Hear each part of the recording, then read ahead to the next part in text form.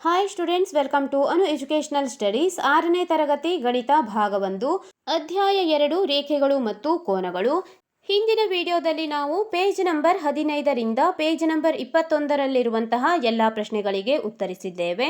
ಈ ವಿಡಿಯೋದಲ್ಲಿ page number 22ರಿಂದ page number 29ರಲ್ಲಿರುವಂತಹ ಎಲ್ಲ ಪ್ರಶ್ನೆಗಳಿಗೆ ಉತ್ತರಿಸೋಣ. ಮೊದಲನೆಯದಾಗಿ ಇಲ್ಲಿ ನೀವು ಪೇಜ್ ನಂಬರ್ 22ರಲ್ಲಿ ನೋಡಬಹುದು ಪೂರ್ಣ ಕೋನಗಳ ಚಿತ್ರಗಳನ್ನು ಇಲ್ಲಿ ತೋರಿಸುತ್ತಿದ್ದಾರೆ. ನಂತರದಲ್ಲಿ ತಿರುಗುವ ಬಾಹುಗಳನ್ನು ತಯಾರಿಸುವುದು, ಇಲ್ಲಿ ತಿರುಗುವ ಬಾಹುಗಳನ್ನು ತಯಾರಿಸುವುದನ್ನು ತೋರಿಸಲಾಗಿದೆ. ಸೀಳು ಕಿಂಡಿ, ಇಲ್ಲಿ ಉದಾಹರಣೆಗಳನ್ನು ಕೂಡ ಕೊಟ್ಟಿದ್ದಾರೆ, ನೋಡಿಕೊಳ್ಳಿ. ನಂತರ ಇಲ್ಲಿ ಸವಾಲುಗಳು, ಕೋನದ ವಿಶೇಷ ವಿಧಗಳು ಎಂದು ಕೊಡಲಾಗಿದೆ. ಇಲ್ಲಿ ಕೋನದಲ್ಲಿರುವಂತಹ ವಿಶೇಷ ವಿಧಗಳ ಬಗ್ಗೆ ಕೊಟ್ಟಿದ್ದಾರೆ. ಈಗ ನಾವು ಮುಂದೆ ಕೊಟ್ಟಿರುವಂತಹ ಪ್ರಶ್ನೆಗಳಿಗೆ ಉತ್ತರಿಸೋಣ. ಪೇಜ್ ನಂಬರ್ 27ರಲ್ಲಿ ಕಂಡುಹಿಡಿಯಿರಿ ಎಂದು ಕೊಟ್ಟಿದ್ದಾರೆ. ಕಂಡುಹಿಡಿಯಿರಿ. ಪ್ರಶ್ನೆ ನಂಬರ್ 1, ನಿಮ್ಮ ತರಗತಿಯ ಕಿಟಕಿಗಳಲ್ಲಿ ಎಷ್ಟು ಲಂಬಕೋನಗಳಿವೆ? ನಿಮ್ಮ ತರಗತಿಯಲ್ಲಿ ನೀವು ಇತರೆ ಲಂಬಕೋನಗಳನ್ನು ಕಾಣುವಿರಾ ಎಂದು ಕೊಟ್ಟಿದ್ದಾರೆ. ಉತ್ತರದಲ್ಲಿ ನೀವು ಒಂದು ಚಿಕ್ಕದಾದಂತಹ ಕಿಟಕಿಯನ್ನು ಬಿಡಿಸಿಕೊಳ್ಳಿ. ಇಲ್ಲಿ ನಾವು ಕೂಡ ಒಂದು ಕಿಟಕಿಯ ಚಿತ್ರವನ್ನು ಬಿಡಿಸಿ ತೋರಿಸಿದ್ದೇವೆ. ಕಿಟಕಿಯ ಎಲ್ಲ ಕೋನಗಳನ್ನು ನೀವು 90 ಡಿಗ್ರಿ ಎಂದು ಗುರುತಿಸಬೇಕು, ಏಕೆಂದರೆ ಎಲ್ಲ ಕೋನಗಳು ಕೂಡ ಲಂಬಕೋನವಾಗಿರುತ್ತದೆ. ಕಿಟಕಿಯ ಚಿತ್ರವನ್ನು ಬಿಡಿಸಿ ಎಲ್ಲ ಕೋನಗಳನ್ನು ಕೂಡ 90 ಡಿಗ್ರಿ ಎಂದು ಗುರುತಿಸಿ. ಕೋನಗಳು L, M, N, A, B, C, F, E, D, R, Q, P ಎಂದು ನಾವು 4 ಕೋನಗಳನ್ನು ಗುರುತಿಸಿದ್ದೇವೆ. ಉತ್ತರದಲ್ಲಿ ಬರೆಯಿರಿ. ಉತ್ತರ: ನಮ್ಮ ತರಗತಿಯ ಕಿಟಕಿಯಲ್ಲಿ 4 ಲಂಬಕೋನಗಳಿವೆ. ಈಗ 4 ಲಂಬಕೋನಗಳನ್ನು ಬರೆಯೋಣ. ಕೋನ ಪಿ ಕ್ಯೂ ಆರ್ = 90 ಡಿಗ್ರಿ, ಕೋನ ಎಲ್ ಎಂ ಎನ್ = 90 ಡಿಗ್ರಿ, ಕೋನ ಎ ಬಿ ಸಿ = 90 ಡಿಗ್ರಿ ಮತ್ತು ಕೋನ ಡಿ ಇ ಎಫ್ = 90 ಡಿಗ್ರಿ ಆಗಿದೆ. ಈಗ ಇತರೆ ಲಂಬಕೋನಗಳನ್ನು ಕಾಣುವಿರಾ ಎಂದು ಕೊಟ್ಟಿದ್ದಾರೆ. ಉಳಿದಂತಹ ಉದಾಹರಣೆಗಳನ್ನು ಕೂಡ ನಾವು ಬರೆಯೋಣ. 3 ಉದಾಹರಣೆಗಳನ್ನು ಬರೆದಿದ್ದೇವೆ.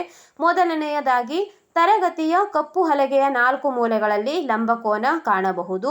ತರಗತಿಯ ಬಾಗಿಲಿನ 4 ಮೂಲೆಗಳಲ್ಲಿ ಲಂಬಕೋನ ಕಾಣಬಹುದು. ಮತ್ತು ಮೂರನೆಯದಾಗಿ, ತರಗತಿಯ ಮೇಜಿನ ಮೇಲಿನ 4 ಮೂಲೆಗಳಲ್ಲಿ ಲಂಬಕೋನ ಕಾಣಬಹುದು. ಇಲ್ಲಿ ನೀವು ಬೇರೆ ರೀತಿಯ ಉದಾಹರಣೆಗಳನ್ನು ಬೇಕಾದರೂ ಬರೆದುಕೊಳ್ಳಬಹುದಾಗಿದೆ. ಪ್ರಶ್ನೆ ನಂಬರ್ 2, ಸರಳ ಕೋನವನ್ನು ಪಡೆಯಲು ಎ ಯನ್ನು ಚಿತ್ರದಲ್ಲಿರುವ ಇತರೆ ಗ್ರೇಡ್ ಬಿಂದುಗಳೊಂದಿಗೆ ಸರಳ ರೇಖೆಯಿಂದ ಸೇರಿಸಿ ಅದನ್ನು ಮಾಡುವ ಎಲ್ಲ ವಿಭಿನ್ನ ವಿಧಾನಗಳು ಯಾವುವು ಎಂದು ಕೊಟ್ಟಿದ್ದಾರೆ. ಇಲ್ಲಿ ನೀವು ನೋಡಬಹುದು ಸರಳ ಕೋನ. ಮೊದಲನೆಯದಾಗಿ ಸಿ ಎ ಬಿ ಎಂದು ನಾವು ಕೋನವನ್ನು ಗುರುತಿಸಿದ್ದೇವೆ. ನೀವು ಕೂಡ ಇದೇ ರೀತಿಯಾಗಿ ಕೋನವನ್ನು ಗುರುತಿಸಿಕೊಳ್ಳಿ. ನಂತರ ಇಲ್ಲಿ ಡಿ ಎ ಬಿ ಎಂದು ಇಲ್ಲಿ ಒಂದು ಸರಳ ರೇಖೆಯನ್ನು ಗುರುತಿಸಿದ್ದೇವೆ. ನೀವು ಕೂಡ ಇದೇ ರೀತಿಯಾಗಿ ಗುರುತಿಸಿಕೊಳ್ಳಿ. ಮೂರನೇ ಪ್ರಶ್ನೆ, ಈಗ ಲಂಬಕೋನವನ್ನು ಪಡೆಯಲು ಎ ಯನ್ನು ಚಿತ್ರದಲ್ಲಿರುವ ಇತರೆ ಗ್ರಿಡ್ ಬಿಂದುಗಳೊಂದಿಗೆ ಸರಳ ರೇಖೆಯಿಂದ ಸೇರಿಸಿ ಅದನ್ನು ಮಾಡುವ ಎಲ್ಲ ವಿಭಿನ್ನ ವಿಧಾನಗಳು ಯಾವುವು ಎಂದು ಕೇಳಿದ್ದಾರೆ. ನಾವು ಒಂದೊಂದು ಉದಾಹರಣೆಯನ್ನು ತೋರಿಸಿದ್ದೇವೆ, ಬರೆದುಕೊಳ್ಳಿ. ಕೋನ ಎ ಬಿ ಸಿ ಆಗಿದೆ. ಎ ಬಿ ಸಿ ಇದು ಒಂದು ಲಂಬಕೋನವಾಗಿದೆ. ಇಲ್ಲಿ ಲಂಬಕೋನವನ್ನು ಪಡೆಯಲು ಹೇಳಿದ್ದಾರೆ, ಆದ್ದರಿಂದ ಲಂಬಕೋನವನ್ನು ಬಿಡಿಸಬೇಕು. ಬಿ ಎ ಸಿ ಇದೊಂದು ಲಂಬಕೋನ 90 ಡಿಗ್ರಿ ಎಂದು ಗುರುತಿಸಿಕೊಳ್ಳಿ. ನಂತರ ಎರಡನೇ ಚಿತ್ರದಲ್ಲಿ ಡಿ ಎ ಬಿ ಇದು ಕೂಡ ಒಂದು 90 ಡಿಗ್ರಿ ಕೋನ ಎಂದು ಲಂಬಕೋನ ಎಂದು ನೀವು ಹೆಸರಿಸಬೇಕು. ಇಲ್ಲಿ ಕಂಡುಹಿಡಿಯಿರಿ ಎಂದು ಕೇಳಿದಂತಹ 3 ಪ್ರಶ್ನೆಗಳಿಗೆ ನಾವು ಉತ್ತರಿಸಿದ್ದೇವೆ. ಪ್ರಶ್ನೆ 4 ಒಂದು ಚಟುವಟಿಕೆಯಾಗಿದೆ. ಈ ಚಟುವಟಿಕೆಯನ್ನು ನೀವು ಪುಸ್ತಕದಲ್ಲಿ ಬರೆಯುವಂತಹ ಅಗತ್ಯವಿಲ್ಲ. ನಾವು ಮುಂದಿನ ಪ್ರಶ್ನೆಗಳನ್ನು ನೋಡೋಣ. ಇಲ್ಲಿ 4ನೇ ಪ್ರಶ್ನೆ, ಕಾಗದದ ಮೇಲೆ ಓರೆಯಾಗುವ ಅಥವಾ ಓರೆಯಾದ ಮಡಚಿದ ಗೆರೆಯನ್ನು ಪಡೆಯಿರಿ. ಈಗ ಓರೆಯಾದ ಮಡಚಿದ ಗೆರೆಗೆ ಲಂಬವಾಗಿರುವ ಮತ್ತೊಂದು ಮಡಚಿದ ರೇಖೆಯನ್ನು ಅಥವಾ ಗೆರೆಯನ್ನು ಪಡೆಯಲು ಪ್ರಯತ್ನಿಸಿ. ಇದು ಚಟುವಟಿಕೆಯಾಗಿದೆ. ಇದನ್ನು ನೀವು ಬರೆಯುವುದು ಬೇಡ. ಇಲ್ಲಿ ನಂತರ ನೋಡಿ, ಕೋನಗಳನ್ನು ವರ್ಗೀಕರಿಸುವುದು ಎಂದು ಕೊಟ್ಟಿದ್ದಾರೆ.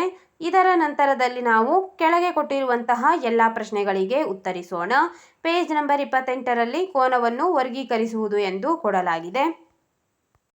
ಈಗ ನಾವು ಪೇಜ್ ನಂಬರ್ 29ರಲ್ಲಿರುವಂತಹ ಪ್ರಶ್ನೆಗಳಿಗೆ ಉತ್ತರಿಸೋಣ. ಕಂಡುಹಿಡಿಯಿರಿ. ಪ್ರಶ್ನೆ ನಂಬರ್ 1, ಹಿಂದಿನ ಚಿತ್ರಗಳಲ್ಲಿ ಲಘು ಕೋನ, ಲಂಬ ಕೋನ, ಅಧಿಕ ಕೋನ ಮತ್ತು ಸರಳ ಕೋನಗಳನ್ನು ಗುರುತಿಸಿ. ಈಗ ನಾವು ಚಿತ್ರಗಳಲ್ಲಿ ಲಂಬಕೋನ, ಲಘು ಕೋನ, ಅಧಿಕ ಕೋನ ಮತ್ತು ಸರಳ ಕೋನಗಳನ್ನು ಗುರುತಿಸೋಣ. ಕೋನಗಳನ್ನು ವರ್ಗೀಕರಿಸುವುದು. ಇಲ್ಲಿ ಮುಂದೆ ತೋರಿಸಿರುವಂತೆ ಕೋನಗಳನ್ನು 3 ಗುಂಪುಗಳಾಗಿ ವರ್ಗೀಕರಿಸಿದೆ. ಎರಡನೇ ಗುಂಪಿನಲ್ಲಿ ಲಂಬ ಕೋನಗಳನ್ನು ತೋರಿಸಿದೆ. ಇತರೆ 2 ಗುಂಪುಗಳ ಸಾಮಾನ್ಯ ಲಕ್ಷಣ ಯಾವುದಾಗಿದೆ ಎಂದು ಕೇಳಿದ್ದಾರೆ. ಈಗ ನಾವು ಮೊದಲನೆಯದಾಗಿ ಹಿಂದಿನ ಚಿತ್ರದಲ್ಲಿ ಲಂಬಕೋನ, ಅಧಿಕ ಕೋನ ಮತ್ತು ಸರಳ ಕೋನಗಳನ್ನಾಗಿ ಗುರುತಿಸಿ ಎಂದು ಹೇಳಿದ್ದಾರೆ. ಈಗ ಚಿತ್ರಗಳಲ್ಲಿ ಲಂಬಕೋನ, ಲಘು ಕೋನ ಮತ್ತು ಅಧಿಕ ಕೋನಗಳನ್ನು ಗುರುತಿಸೋಣ. ಅಧಿಕ ಕೋನಗಳು, ಮೊದಲನೆಯದಾಗಿ ಲಘು ಕೋನವನ್ನು ಗುರುತಿಸಿಕೊಳ್ಳಿ. ಲಘು ಕೋನ. ಎರಡನೆಯದಾಗಿ ಲಂಬ ಕೋನದ ಚಿತ್ರವನ್ನು ಕೂಡ ನಾವು ಬಿಡಿಸಿ ತೋರಿಸಿದ್ದೇವೆ. ನಂತರದಲ್ಲಿ ಅಧಿಕ ಕೋನಗಳು. ಉತ್ತರ: ತೋರಿಸಿರುವ ಚಿತ್ರದಲ್ಲಿ ಸರಳ ಕೋನ ಇಲ್ಲ. ಸರಳ ಕೋನ ಎಂದರೆ 180 ಡಿಗ್ರಿಗೆ ಸಮನಾಗಿರುವಂತಹ ಕೋನಗಳಿಗೆ ಸರಳ ಕೋನ ಎಂದು ಕರೆಯಲಾಗುತ್ತದೆ. ಇಲ್ಲಿ 180 ಡಿಗ್ರಿಗೆ ಸಮನಾಗಿರುವಂತಹ ಯಾವುದೇ ಕೋನ ಇಲ್ಲ. ಆದ್ದರಿಂದ ತೋರಿಸಿರುವ ಚಿತ್ರದಲ್ಲಿ ಸರಳ ಕೋನ ಇಲ್ಲ ಎಂದು ನೀವು ಬರೆಯಬೇಕು. ಪ್ರಶ್ನೆ ನಂಬರ್ 2. ಕೆಲವು ಲಘು ಕೋನಗಳು ಮತ್ತು ಕೆಲವು ಅಧಿಕ ಕೋನಗಳನ್ನು ಮಾಡಿ ಅವುಗಳನ್ನು ವಿವಿಧ ರೀತಿಯಲ್ಲಿ ರಚಿಸಿ. ಇಲ್ಲಿ ಉದಾಹರಣೆಯಾಗಿ ನಾವು ಕೆಲವೊಂದಿಷ್ಟು ಲಘು ಕೋನಗಳು ಮತ್ತು ಕೆಲವು ಅಧಿಕ ಕೋನಗಳನ್ನು ಬಿಡಿಸಬೇಕಾಗಿದೆ. ಉದಾಹರಣೆಯನ್ನು ನೀವು ಗಮನಿಸಬಹುದು. ಮೊದಲನೆಯದಾಗಿ ಲಘು ಕೋನವನ್ನಾಗಿ ನಾವು AOB ಕೋನವನ್ನು ಗುರುತಿಸಿದ್ದೇವೆ. ಎರಡನೇ ಕೋನ PLM ಆಗಿದೆ ಮತ್ತು ಮೂರನೇ ಕೋನ DOB. ಅಧಿಕ ಕೋನಗಳ ಉದಾಹರಣೆಯನ್ನು ಕೂಡ ನಾವು ಬರೆದಿದ್ದೇವೆ. TSR, ಎರಡನೇ ಕೋನ KLM, ಮೂರನೇ ಕೋನ DOB ಆಗಿದೆ. ನೀವು ಕೂಡ ಇದೇ ರೀತಿಯಾಗಿ ಲಘು ಕೋನಗಳು ಮತ್ತು ಅಧಿಕ ಕೋನಗಳನ್ನು ಬಿಡಿಸಿಕೊಳ್ಳಿ.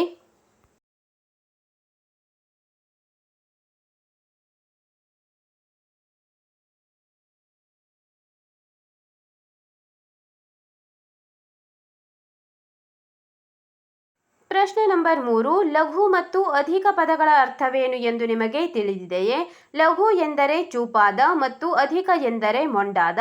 ಈ ಪದಗಳನ್ನು ಏಕೆ ಆಯ್ಕೆ ಮಾಡಲಾಗಿದೆ ಎಂದು ನೀವು ಆಲೋಚಿಸುತ್ತೀರಿ ಎಂದು ಕೇಳಿದ್ದಾರೆ. ಈಗ ನಾವು ಉತ್ತರವನ್ನು ಬರೆಯಬೇಕು. ಲಘು ಎಂದರೆ ಚೂಪಾದ ಎಂದು ಕೊಟ್ಟಿದ್ದಾರೆ. ಏಕೆ ಎಂದು ಉತ್ತರದಲ್ಲಿ ಬರೆಯೋಣ. ಇದರ ಅರ್ಥ: ಲಘು ಕೋನದ ಪ್ರಮಾಣವು ಯಾವಾಗಲೂ ಚಿಕ್ಕದಾಗಿರುತ್ತದೆ ಮತ್ತು ಅದು ಶೃಂಗದ ಹತ್ತಿರ ನೋಡಲು ಚೂಪಾಗಿ ಕಾಣುತ್ತದೆ. ಆದ್ದರಿಂದ ಅದಕ್ಕೆ ಲಘು ಎಂಬ ಹೆಸರಿದೆ. ಈಗ ನಾವು ಉತ್ತರದಲ್ಲಿ ಬರೆದಿದ್ದೇವೆ. ಅಧಿಕ ಎಂದರೆ ಮೊಂಡಾದ ಎಂದು ಬರೆದಿದ್ದೇವೆ. ಇಲ್ಲಿ ಅರ್ಥವನ್ನು ಬರೆಯೋಣ. ಅಧಿಕ ಎಂದರೆ ಮೊಂಡಾದ.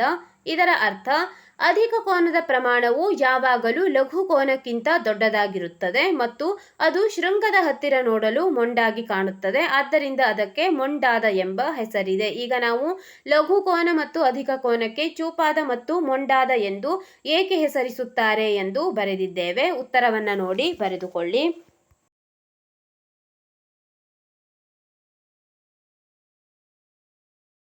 ಪ್ರಶ್ನೆ ನಂಬರ್ 4. ಮುಂದೆ ನೀಡಿರುವ ಪ್ರತಿ ಚಿತ್ರದಲ್ಲಿ ಲಘು ಕೋನಗಳ ಸಂಖ್ಯೆಯನ್ನು ಕಂಡುಹಿಡಿಯಿರಿ. ಇಲ್ಲಿ ಚಿತ್ರವನ್ನು ಗಮನಿಸಿ. 3 ತ್ರಿಭುಜಗಳ ಚಿತ್ರಗಳನ್ನು ತೋರಿಸಲಾಗಿದೆ. ಮುಂದಿನ ಚಿತ್ರ ಯಾವುದಾಗಿರುತ್ತದೆ ಮತ್ತು ಅದು ಎಷ್ಟು ಲಘು ಕೋನಗಳನ್ನು ಹೊಂದಿರುತ್ತದೆ? ಸಂಖ್ಯೆಗಳಲ್ಲಿ ಯಾವುದಾದರೂ ಮಾದರಿಯನ್ನು ನೀವು ಗಮನಿಸುತ್ತೀರಾ ಎಂದು ಕೇಳಿದ್ದಾರೆ. ಉತ್ತರ ಬರೆಯಿರಿ. ಇಲ್ಲಿ ನೀವು ಚಿತ್ರವನ್ನು ಗಮನಿಸಿ. ನೀಡಿರುವ ಪ್ರತಿ ಚಿತ್ರದಲ್ಲಿ ಲಘು ಕೋನಗಳ ಸಂಖ್ಯೆಯನ್ನು ಬರೆಯಬೇಕು. ಮೊದಲನೇ ಚಿತ್ರದಲ್ಲಿರುವಂತಹ ಲಘು ಕೋನ ಸಂಖ್ಯೆಗಳನ್ನು ನೀವು ನೋಡಬಹುದು. ಇಲ್ಲಿ 3 ಲಘು ಕೋನಗಳನ್ನು ಕಂಡುಹಿಡಿಯಬಹುದಾಗಿದೆ. ಏಕೆಂದರೆ ಮೊದಲನೇ ಚಿತ್ರ ಒಂದು ಸಮಬಾಹು ತ್ರಿಭುಜದ ಚಿತ್ರವಾಗಿದೆ. ಸಮಬಾಹು ತ್ರಿಭುಜಗಳಲ್ಲಿ ಯಾವಾಗಲೂ ಎಲ್ಲ ಕೋನಗಳ ಅಳತೆ 60 ಡಿಗ್ರಿ ಇರುತ್ತದೆ. ಏಕೆಂದರೆ ತ್ರಿಭುಜದ ಒಳಕೋನಗಳ ಮೊತ್ತ 180 ಡಿಗ್ರಿ. ಆದ್ದರಿಂದ ಪ್ರತಿ ಕೋನದ ಅಳತೆಯನ್ನಾಗಿ ನಾವು 60 ಡಿಗ್ರಿ ಎಂದು ತೆಗೆದುಕೊಳ್ಳಬಹುದು.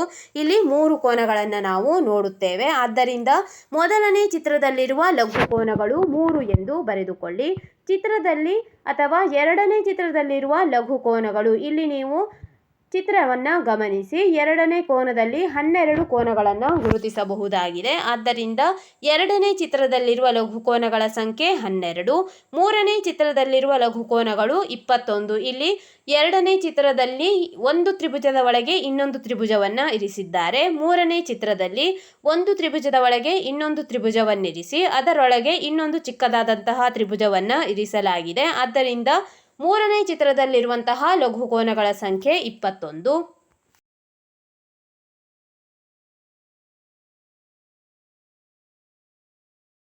ಪ್ರಶ್ನೆಯಲ್ಲಿ ಮುಂದಿನ ಚಿತ್ರ ಯಾವುದಾಗಿರುತ್ತದೆ ಮತ್ತು ಅದರ ಕೋನಗಳ ಸಂಖ್ಯೆಯನ್ನು ಬರೆಯಿರಿ ಎಂದು ಹೇಳಿದ್ದಾರೆ. ಆದ್ದರಿಂದ ನೀವು ಹಿಂದಿನ ಚಿತ್ರದಲ್ಲಿ ಗಮನಿಸಿ, ಮೊದಲನೆಯದಾಗಿ ಒಂದು ತ್ರಿಭುಜ, ಎರಡನೇ ಚಿತ್ರದಲ್ಲಿ ಎರಡು ತ್ರಿಭುಜ, ಮೂರನೇ ಚಿತ್ರದಲ್ಲಿ ನೀವು ಮೂರು ತ್ರಿಭುಜಗಳನ್ನು ಗಮನಿಸಿದ್ದೀರಿ. ಆದ್ದರಿಂದ ಇಲ್ಲಿ ನಾವು ನಾಲ್ಕನೇ ಚಿತ್ರದಲ್ಲಿ 4 ತ್ರಿಭುಜಗಳನ್ನು ರಚಿಸಬೇಕು. ಚಿತ್ರದಲ್ಲಿ ಬಿಡಿಸಿದ್ದೇವೆ ನಾಲ್ಕನೇ ಚಿತ್ರ. ಇಲ್ಲಿ ನೋಡಿ, ಮೊದಲನೆಯದಾಗಿ ಒಂದು ತ್ರಿಭುಜ, ಅದರೊಳಗೆ ಇನ್ನೊಂದು ತ್ರಿಭುಜ, ನಂತರದಲ್ಲಿ ಮೂರನೆಯದಾಗಿ ಒಂದು ತ್ರಿಭುಜ ಮತ್ತು ನಾಲ್ಕನೆಯದಾಗಿ ಇನ್ನೊಂದು ತ್ರಿಭುಜವನ್ನು ನಾವು ಇರಿಸಿದ್ದೇವೆ. ಆದ್ದರಿಂದ ನಾಲ್ಕನೇ ಚಿತ್ರ ಕಾಣಲು ಹೀಗಿರುತ್ತದೆ ಎಂದು ಉತ್ತರದಲ್ಲಿ ಬರೆಯಿರಿ. ನಾಲ್ಕನೇ ಚಿತ್ರದಲ್ಲಿರುವ ಲಘುಕೋನಗಳು 30. ಇಲ್ಲಿರುವಂತಹ ಎಲ್ಲ ಲಘುಕೋನಗಳನ್ನು ಎಣಿಸಿದಾಗ ನಾವು 30 ಲಘುಕೋನಗಳನ್ನು ಪಡೆಯಬಹುದು. ಆದ್ದರಿಂದ ನಾಲ್ಕನೇ ಚಿತ್ರದಲ್ಲಿರುವ ಲಘುಕೋನಗಳ ಸಂಖ್ಯೆ 30.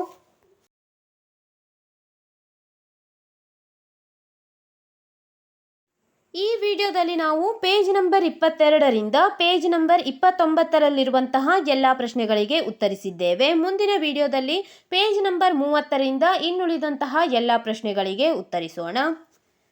ನಮ್ಮ ಅನು ಎಜುಕೇಷನಲ್ ಸ್ಟಡೀಸ್ನಲ್ಲಿ 6ನೇ ತರಗತಿ ಗಣಿತ ಭಾಗ 1ರ ಎಲ್ಲ ಪಾಠಗಳ ಅಭ್ಯಾಸದ ಪ್ರಶ್ನೋತ್ತರಗಳನ್ನು ಬಿಡಿಸಲಾಗುವುದು. ನೀವು ಎಲ್ಲ ಪಾಠಗಳ ಅಭ್ಯಾಸದ ಪ್ರಶ್ನೋತ್ತರಗಳಿಗಾಗಿ ನಮ್ಮ ಚಾನಲ್ನ ಪ್ಲೇಲಿಸ್ಟ್ 6ನೇ ತರಗತಿ ಗಣಿತ ಭಾಗ 1 ಪ್ರಶ್ನೆ ಉತ್ತರಗಳು ಇದನ್ನು ಗಮನಿಸಬಹುದಾಗಿದೆ.